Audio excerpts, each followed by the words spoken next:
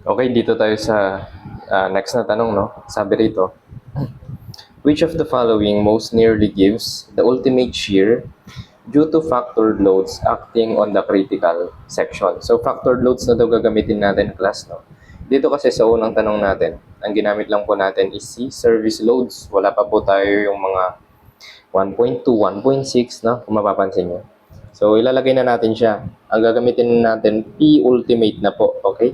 Kanina, P nominal, ngayon po, P ultimate na. So, 1.2 ng 200 plus 1.6 ng live load, which is 180. Ito naman po, yung mga parameters na to is andito lang din. So, try nyo na lang i-save, no? Ganun. Tapos, meron din tayong ultimate moment na 1.2 ng 60 plus 1.6 ng 30. So, this one will be ilan? 1.2 times 200 plus 1.6 times 180. This one will be 528. Okay. And ito naman po is 1.2 times 60 plus 1.6 times 30. This one will be 120. Ay, yeah, 120. 128. Okay. So, yan na siya, class, no? Okay. Ano nang gagawin natin kapag ganyan? Siyempre, ang gagawin po natin dyan is kukunin natin yung mga value nila. Halimbawa, ang Qnet, dito muna, at actual load, paghiwalayin na lang natin, actual load. Ano ba yung formula ng actual load, class? Q is equal to force all over area. Diba? Tapos meron din tayong at lateral loads. Ito naman po yung Q is equal to MC all over I or bending moment. Yun, bending moment, naalala ko na, no? So, flexural, parang ganyan sinasabi ko kanina. Okay, so bending moment and yan, bending moment.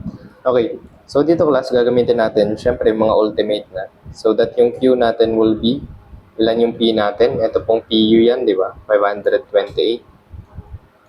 And ang area po natin, syempre, yung pinaka base, ito yung nakuha na natin na value kanina ng ating footing. So, meron daw siyang base na ilan nakuha natin kanina doon? 3.384. 3.384 meters and syempre meron siyang 1 meter strip, no? 1 meter na width. Okay? So, i-input lang natin yung area nila dito, 3.384 times 1, di ba? So that ang magiging pressure na po natin, class, will be Q is equal to 528 all over 3.384. Meron po tayong 156.02. 03 pala, 03 kPa. Tapos, syempre, isosolve din po natin ang ating mga lateral loads. Syempre, di ba? Subjected din kasi yung footing natin sa lateral load. Kaya, solve din natin. Ano yung moment natin, class? Etong M is lateral pa lang po pala to, hindi pa po ito moment. Sorry. So, parang ito pa lang yung H ultimate. Sige, sabihin natin H ultimate na lang siya. So, ang mangyayari po dyan is 120, no? 120 times ilan ang kanyang moment arm kanina? 1.5 base dito po sa ating sa ating given, di ba? Kung mapansin nyo, 1.5 po etong kabuuan. Okay? Tapos, ang ating C, okay. So, ito ulit yung footing natin. Ito po yung kanyang moment, no? Ganyan yung nangyari sa bending niya. Tapos, syempre, sabi ko maglalagay po tayo ng ating neutral axis, di ba? Tapos, ang ating C po, di ba, is the location or distance mula sa extreme fiber hanggang, ito po yung extreme fiber, ito po yung ating neutral axis. So, ilan po siya? Kalahati lang naman po siya, di ba? So, base all over 2 na lang siya. Or, pwede natin sabihin dito na 3.384 all over 2. So, ganyan na lang, ano? Tapos, all over I. Ano po yung I natin ulit? I is equal to BH cube all over 12. Diba? Tapos yung H natin, sabi ko po yung H is yung tinamaan ng linya. Ano po yung tinamaan ng linya? Ito po bang 1 meter or yung 3.384? Siyempre, kung makikita nyo, ito po yung neutral axis natin. Ang tinamaan niya po is yung 3.384, diba? So, ang base natin, siyempre, is yung 1 meter. 1, tapos yung tinamaan is 3.384 cube all over 12. So that yung Q po natin will be 120 times 1.5.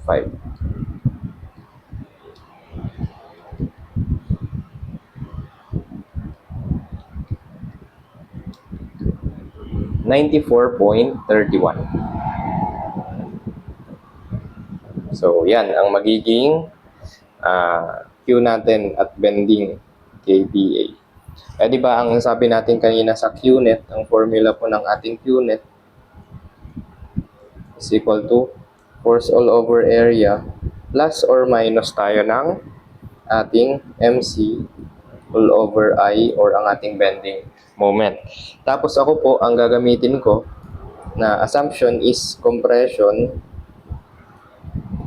for positive and ang akin pong tension is negative. Okay, so kung mapapansin nyo class, etong axial load natin, compression po siya kasi, syempre, eto siya, no, tumama siya sa beam lang natin, which can cause compression, no, compression siya, okay. So, eto, yung P over A is compression, no, in compression po to. Tapos, eto pong plus or minus ko dito sa MC over I, can be compression or tension, no.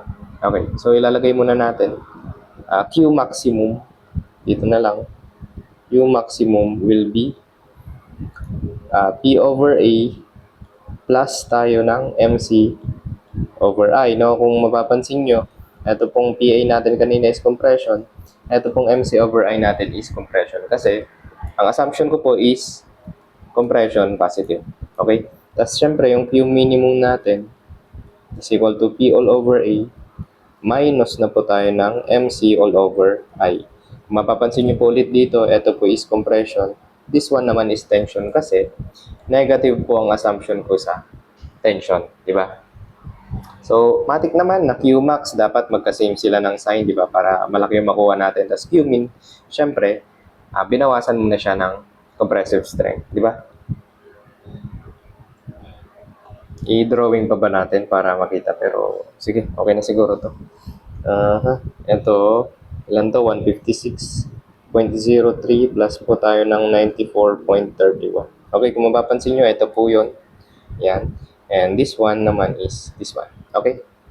So, dito rin is 156.03 minus naman po ng 94.31. This one is equal to what? Equal to what? 156.03 plus 94.31. 250.34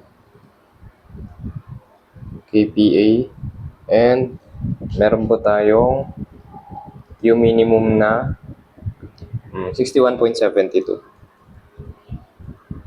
Sige, drawing natin class. Baka kasi ano nang nangyari sa utak nyo, no? Baka hindi nyo na naintindihan. So, ilagay ko lang po ulit to.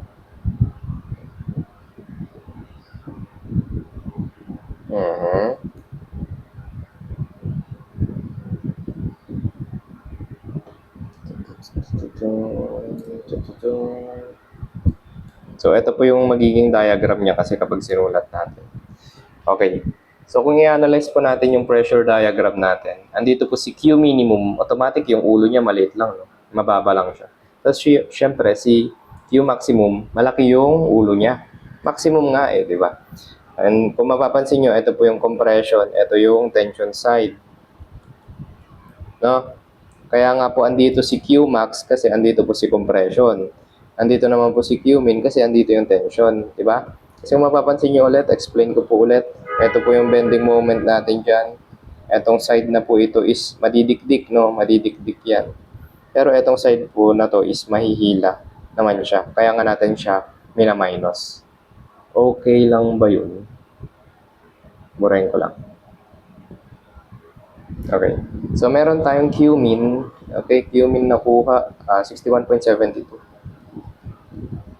Tapos si Q-max natin is 156.03. So, ayan na siya.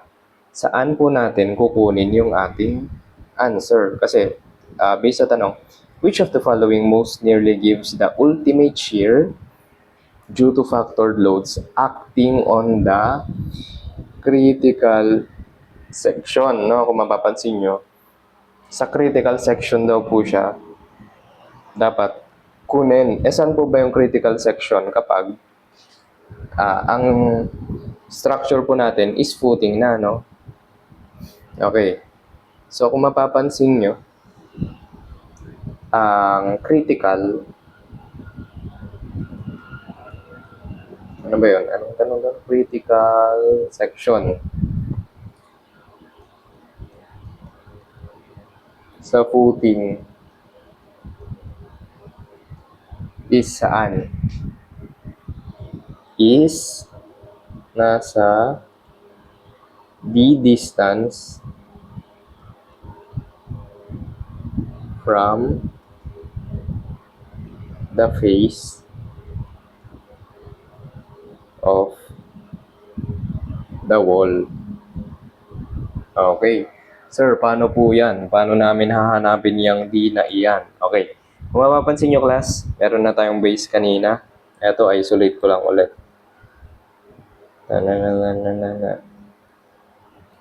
Dito pa, bro. Okay, eto siya, no? Eto siya. Tapos, meron po tayong... Okay, next page lang. Meron po tayong distance na 3.384 ba yun? Saan na siya? 3.384 meters. Yan, no? Or, sige, okay na yan, 3.384 meters. Tapos, kung mapapansin nyo, itong wall natin, ilan ba yung thickness niya? Ang thickness niya po is, kung mapapansin natin, meron siyang 300 mm, no? Ito siya, ito. Yan, no? Okay. So, lalagay ko dito, 300 mm or 0.3 meters na lang. Ayan. Okay.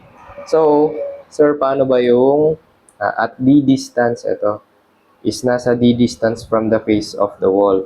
So, kung mapapansin nyo, class, same lang naman sila. Dito na lang, pakanan na lang. Ito na lang yung consider ko sa kanan. Siyempre, andyan yung maximum di ba? Kung mapapansin nyo, kung kaya dito ako sumukat sa kanan, ito class, kasi andito po yung malaki yung intensity. So, kung ilalagay ko ulit dito, ito yung D distance. Yan, ito yung D distance. No? Kung mapapansin nyo, nasa part po na kanan yung mataas yung soil pressure, di ba? So, syempre, dyan po yung i-consider natin. Dyan po kasi yung mas pinaka-critical. Kung dito po kasi tayo naglagay ng D distance, halimbawa, naglagay ako ng D, yan. So, ito po yung kinonsider natin, itong section na to, di napakaliit naman po ng ating soil pressure dyan. Kasi, meron pa pong mas malaki dito, kaya yun dapat yung ating piliin, di ba? So, sige, lagay ko na lang din dyan. Ito yung D distance, yan. And yung D distance, nilagay po sa problem. 390 daw siya, ito, D. D is 390. Paano po pag hindi given si D? Magbibigay pa po sila ng ibang parameters para makuha natin yung effective depth na yan, no? So, D is equal to 390, no? 390 or 0.39 meters. Okay? So, yan siya. Okay. So, paano na? Paano natin makukuha yan? Okay. Hatiin kasi natin yan At D distance, kakat natin to. Ito. Yan. Kakat natin yung section na to. Tapos, isolate natin itong kanan. Kunin. Yan. Siyempre, itong mga to is E1. Yan. Yan lang kasi kukunin natin na shear So, medyo hindi na ma-explain ng masyado dito, no? Kasi hindi ko naman naumpisan yung topic, hindi ko naman napa-concept talaga. So, medyo quick discussion kasi to. Okay. 390.39. So, lalagay pa natin dito, 0.39 to. Zoom in ko lang. 0.39. Okay, napapansin naman yan. So, 0.39. Ang unknown po natin, class, is eto. Ilan po ang value neto? Kasi ito dapat yung makuha natin. Set as x na lang natin siya. No, set as x. So, paano po makuha si x? Okay. So, ang gagawin natin, class, hatiin natin yung footing. Hatiin natin yung footing. So, kumbaga, ilan na siya? Pag nahati natin, ilan na lang yung natira? Ilan na lang po ito? Yung kabuuan na yan will be, ay yung kalahati na yan, 3.384 over 2. So, 1.692 na lang siya. Ito po siya, no, 1.692. Tapos, syempre, dahil etong wall nyo is nahati din sa gitna, ang kukonsider nyo na lang din na length neto is, syempre, kalahati na lang din. Okay, kung mapapansin nyo, ito siya, zoom in ko na lang po ulit. Ito na lang siya. Ito, napakaliit na. 0. Yan, okay pa naman siguro, no? Napapansin pa naman siguro. So, yan na siya, 0.15 siya. And ang hinahanap po natin, class, is si x. No? Si x po ang hinahanap natin. So, ang gagawin lang natin, class, syempre, yung kabuuan, ito pong 1.692, x is equal to 1.692. Ma-minus po natin etong 0.15 and 0.39, di ba? Ganun lang naman siya kadali. Minus 0.15 minus 0.39. So that yung value ng x po natin will be 1.692 minus 0.15 minus 0.39. Ang sagot po natin is 1.152 meters. So, eto na po. So, eto class, etong kinat natin, isolate ko dito. In 3D na lang. Paano siya in 3D? Paano natin siya ito-drawing in 3D? Medyo mahirap siya. So, ganito na lang.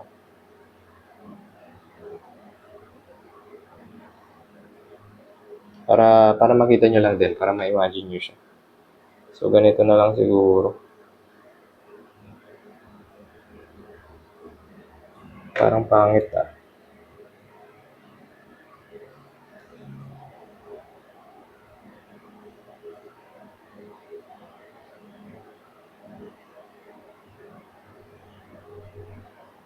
Malaki ah.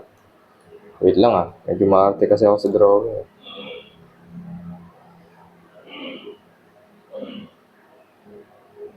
Yan. Yan siya. So, eto class. Eto. Sige na nga. Lagyan ko siya ng mark. Eto.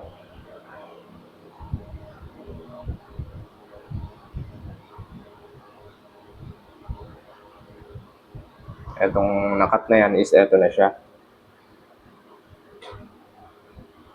Ang RT. Nakaka-stress. So, eto po siya. Tapos, syempre, ito po yung nakat na section. Bakit ba tayo nag-cut? Guys, baka nagtataka kayo. So, bakit ka ba nag-cut kasi? What's the matter? Kumbaga. What's the reason, class? Bakit tayo nag-cut? Nag-cut tayo, class, kasi, di ba, ang concept ng shear is shearing. Di ba, ang concept ng shear is dapat magka-cut tayo. Di ba, yan. Yan yung ating VU. No? Yan, di ba, nag-cut tayo. Ito na yung cut natin, cutting section natin. Pag nag-cut tayo, automatic, di ba, merong lalabas na shear. Di ba, yun lang naman siya. Yun lang naman siya. So, ewan ko kung VU ba yan or V. Sige, VU lang muna siya. Okay. VU na ba yan? V muna. Hindi ako sure eh. So, V muna. Okay. Okay, so meron na tayong cutting section. And ito, syempre, yung X natin kanina na 1.152 meters. Tapos, syempre, ang width niya is 1 meter strip lang naman. Diba? Lagi naman 1 meter yan kapag wall. Okay? So, yeah. Ano nang gagawin natin? After nyan, ano ba yung pressure? Ano ba yung pressure dito, di ba? Kasi kung mapapansin nyo, ito yung kinat natin. Ilagay ko lang ulit yung pressure niya. Ito, copyahin ko lang to si boss. Naku, dito na sa next page. Paano yan? Okay pa rin, medyo okay pa rin. So, siguro ganyan na lang, no? Kung mapapansin nyo, makikita pa rin naman. Okay, so, yan yung Qmin Qmax. So, nung kinat natin, syempre, ito yung cutting section natin. Makikita natin tong pressure diagram na ito, no? Kung kanina, ganito siya kalaki. Yan, ganito siya kalaki kanina. Ngayon, syempre, lumiit na lang siya. Yan, lumiit na lang siya, no, lumiit. So, try natin i-drawing dito yan. Ano ba yung drawing yan? Pag ganito. Medyo exaggerated na lang, no? Tapos, syempre, ito, isin ko nga muna to, si bro. Tapos, ito rin yan. Tapos, syempre, ito. Naku, ang pangit na. Sige, okay na siguro yan.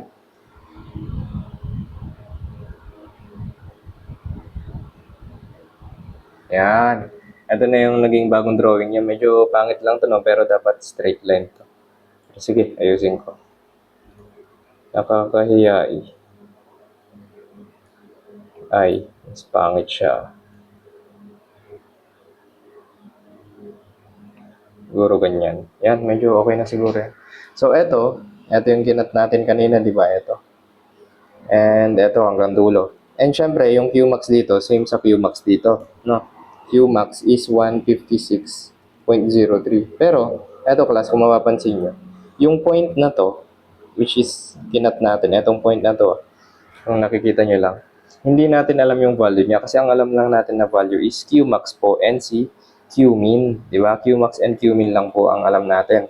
So, lagay ko na nga lang din yung ano na ito. Ay, ano yun? Yung distance niya dito para makita niya rin. Ang distance niya po is 1.152 meters. So, yan, 1.152 meters. 1.152 meters siya mula sa kanan. Yeah. So, ganito. Gagawin lang natin dyan. Ito, sige, move ko dito. So, hanapin natin yung load na ito. Same lang, no? Ito, same lang po dyan, kung mapapansin nyo. Medyo, kinat na po kasi natin siya. So, ang gagawin po natin dyan is what? Copy ko lang ba? Sige, wag na. Sige. Copy ko na lang ulit. Ito na siya. To get. Sige, lagyan ko ng title. At getting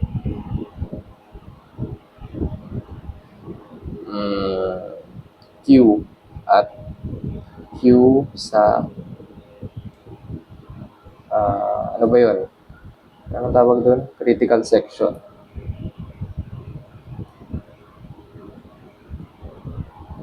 Ang gagawin lang natin dito, class, using Caltech na lang.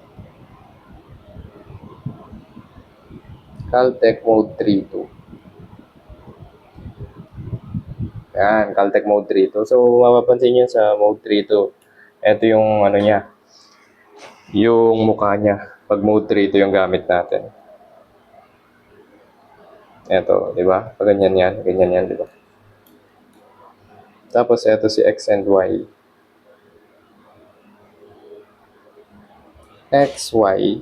Tapos si X, si meters na lang siguro. Meters ba? Meters.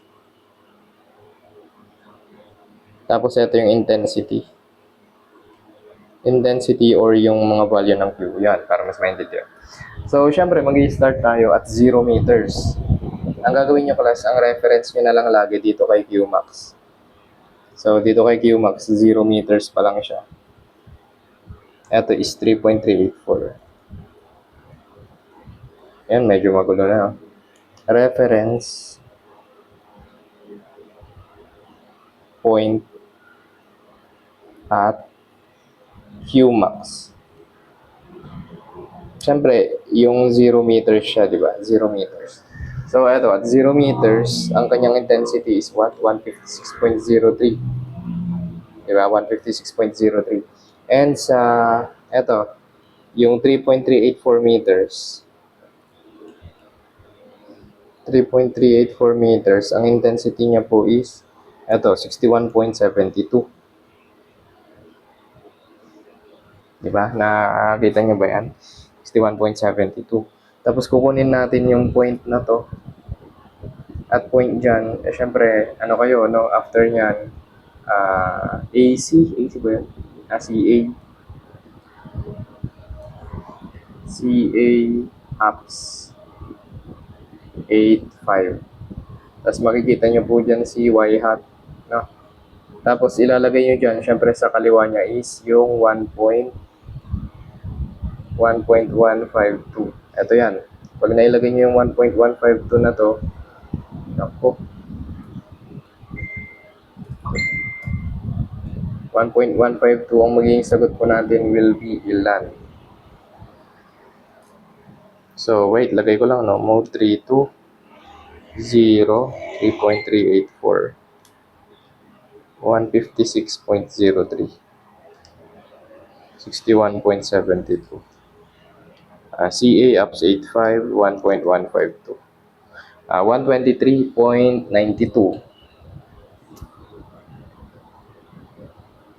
123.924 na lang kPa. So, eto na po yung Q po dito, no? 123.92924. Yan na po yung magiging pressure ko dyan. Okay. So, wala pa tayo sa pinakatanong, no? Ang tanong kasi is yung, ito yung tanong, ultimate shear due to factored loads. Siyempre, kukunin natin yung ultimate shear. Ayan.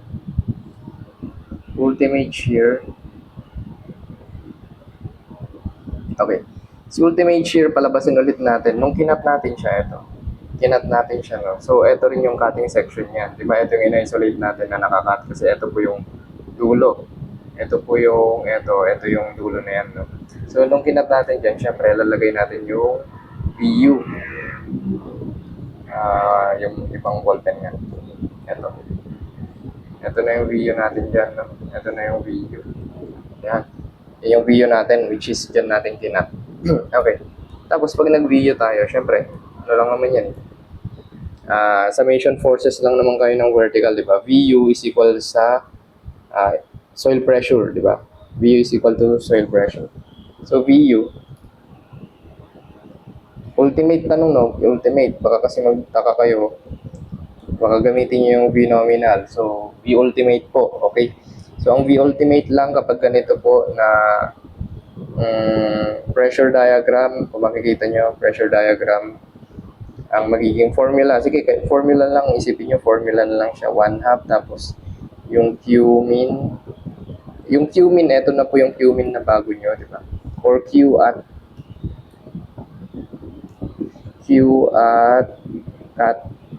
cut na lang, Q at cutting, no? Cutting plane, tapos plus Q max times, ilan? Yung x distance, ito, yung x, times, syempre, ng kanyang, base, no?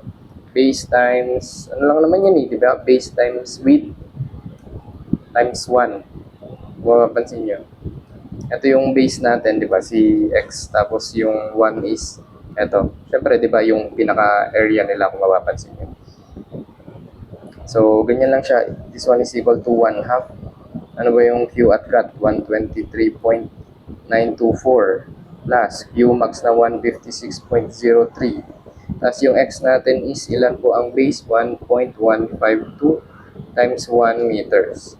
So kung mapapansin nyo, kung ito pong dalawa is naka kPa, i-multiply po natin siya sa meter squared. Ito no, kPa times meter squared. Ano po ba yung kPa? Kilonewton per meter squared times meter squared. So, makakancel po ang meter squared. VU is in kilonewton. So, tama lang po yung unit natin. Pwede na po tayong mag-proceed So that yung VU natin, class, will be what? 0.5 times 123.924 plus 156.03 times 1.152. Ang magiging VU na po natin, class, will be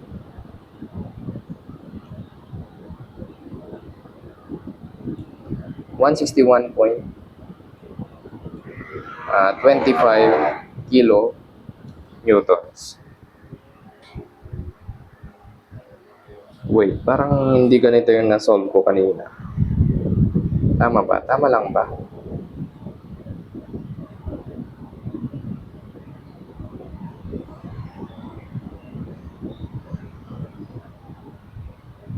Ay, ba't 156 yung nilagay ko dito? 250 pala to, 250.34.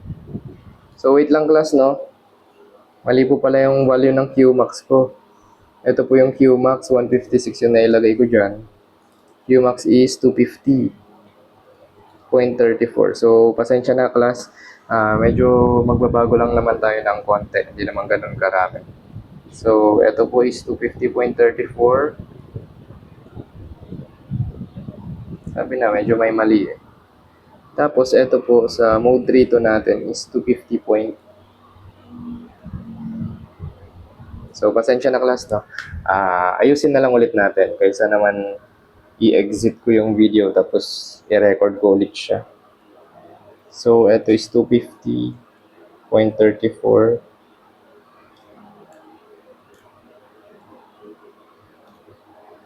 Wala eh. Yung oras na eh. So, mode 3 to ulit. So, 0 is 3.384. 384. Tapos at 0, meron po tayong ilan? 250.34. Tapos, 61.72. So, CA ups 85, 1.152. Ang atin pong intensity is 186.129 na lang, no? Lagay ko lang po dito, 186.129. Okay, so yan na po siya. So, yung Qmax po natin is 250.34. Yung soil pressure po natin sa cutting section is 186.129. So, ito siya, no? Ito. So, yan. So, baguhin ko lang po dito. 186.129 plus 250.34. So, solve ko lang po ulit. Mode 1. 0.5 times 186.250.34 times 1.152.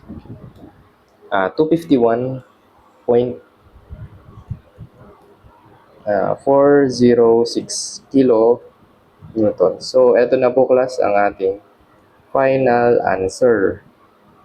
So, pasensya na dun sa mali, no? Naduling na eh. Okay, so, yan, naitama naman na. And yan na po yung ating sagot. Thank you.